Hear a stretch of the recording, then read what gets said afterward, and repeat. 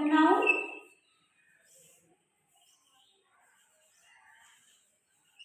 common noun,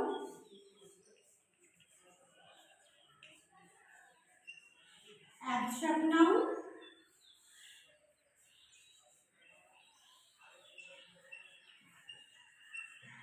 material noun, and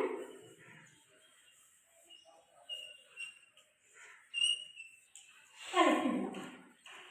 So these are the 5 types of noun that we will study today. What are proper nouns? যখন আমরা কোনো একটা particular নাম বলি তখন সেটাকে আমরা প্রপার নাউনের আন্ডারে ফেলি। যেমন ধরো ইন্ডিয়া,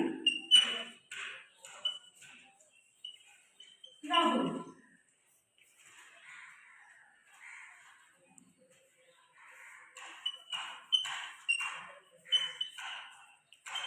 দুর্গাপুর,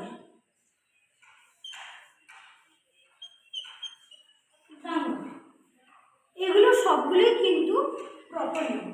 কারণ যখন আমরা এই ওয়ার্ডগুলো ইউজ করছি আমরা বুঝতে পারছি যে কার ব্যাপারে কথা বলা হচ্ছে। যেমন গঙ্গা যখন বলছি we know the river we are talking about, Durgapur is our city, India is our country, and Rahul is the name of any person. কিন্তু যখন আমি রাহুল বলছি আমরা চেনাশোনা যাদের মধ্যে আছে তার মধ্যে কিন্তু আমরা আইডেন্টিফাই করতে পারছি কার ব্যাপারে বলা হচ্ছে। নেক্সট হচ্ছে common noun. What are common nouns?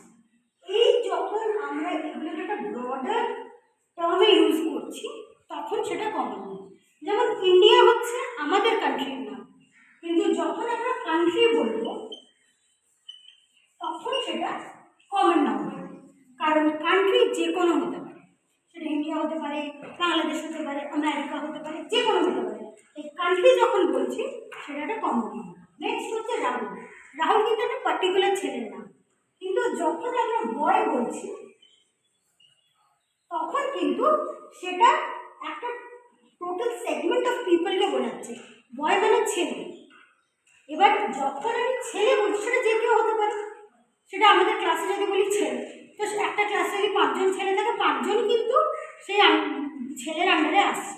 কিন্তু যখন রাহুল বলছি তখন এই 5টা ছেলের মধ্যে একজন কিংবা 2 জন যাদের নাম রাহুল তাদেরকেই বোঝানো হচ্ছে। নেক্সট হচ্ছে দুর্গাপুর। দুর্গাপুর হচ্ছে আমাদের সিটি। তো সিটি হচ্ছে একটা কমন নাউন, কারণ সেটা দুর্গাপুর হতে পারে, দার্জিলিং হতে পারে, শিলিগুড়ি হতে পারে, হোয়াট এভার ইট ইজ, সেটা কিন্তু একটা সিটির আন্ডারে পড়ছে। এই সিটি যখন বলছে একটা ব্রডার সেন্সে বোঝানো হচ্ছে, তাই সেটা হচ্ছে কমন নাউন। ঠিক আছে, এবার আমরা আসছি abstract noun. What are abstract nouns? Abstract noun হচ্ছে যখন কোনো ফিলিংস নিয়ে আমরা কথা বলি বা এমন কোনো জিনিস যেটা আমরা টাচ করতে পারি না বাট উই ক্যান ফিল, সেটাকে বলছে অ্যাবস্ট্রাক্ট নাউন। যেমন লাভ, হেট্রেড, ক্লেনলিনেস, এই তিনটেই কিন্তু আসছে অ্যাবস্ট্রাক্ট নাউনের আন্ডারে। ঠিক আছে, তো এটা আমরা কি বুঝলাম যে যখন কোনো কিছু আমরা টাচ করতে পারি না, লাভ, হেট্রেড, ক্লেনলিনেস এগুলোকে আমরা টাচ করতে পারি পারি বাট আমরা ফিল করতে পারি, তো সেই জন্য এইগুলো হচ্ছে অ্যাবস্ট্রাক্ট নাউন। নেক্সট অ্যান্ড পরেরটা হচ্ছে material noun. Material noun, material noun হচ্ছে যেটা আমরা টাচ করতে পারি। এটা হচ্ছে যেটা আমরা টাচ করতে পারি না, এটা হচ্ছে যেটা আমরা টাচ করতে পারি। যেমন উড,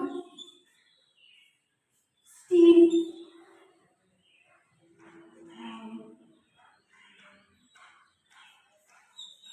অ্যালুমিনিয়াম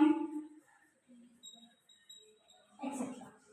এইগুলো হচ্ছে ম্যাটেরিয়াল যেটা ইউজ হয় অন্য কিছু বানাতে বা যেটা আমরা টাচ করে ফিল করতে পারি, যেটা আমরা হাত দিই। এই যে এখানে যে ব্ল্যাকবোর্ডটা আছে এটাও কিন্তু এটা যে ম্যাটেরিয়াল দিয়ে তৈরি সেটা হচ্ছে একটা ম্যাটেরিয়াল নাউনের আন্ডারে পড়বে, বিকজ এটা আমরা এরকম করে হাত দিয়ে ফিল করতে পারছি, এটাকে ধরতে পারছি। আর last is collective noun. Collective noun, as the name suggests, is the name of a collection of things. যেমন ধরো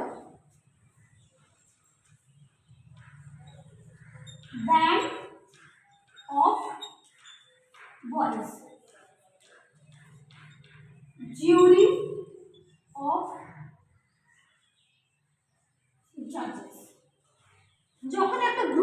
ওয়াইজ আমরা দেখছি তখন সেটা কিন্তু ব্যান্ড অফ বয়েজ বলা হয়। যখন গ্রুপ অফ জাজেস মানে হচ্ছে যারা কোর্টে জাজ করে তাদেরকে জাজেস বলা হয়, অ্যান্ড গ্রুপ অফ জাজেসকে কিন্তু আমরা জিউরি বলি। তো এখানে ব্যান্ড জিউরি এগুলো কিন্তু কালেকটিভ নাউনের আন্ডারে পড়ছে। তাহলে এটা হচ্ছে টোটাল 5টা নাউনের ক্লাসিফিকেশন। নাউনের এখানে আছে একটা সেন্টেন্স যেটা আমি আমার একটা স্টুডেন্টকে ডেকে এবার বলবো, যদিও পারি, will see if she can solve. Snigdha পারে এখানে নাউন কোনটা and what type of noun is it? একদম পেরেছে। এখানে সেন্টেন্সে Kolkata is the proper noun because it suggests a name of a city or town.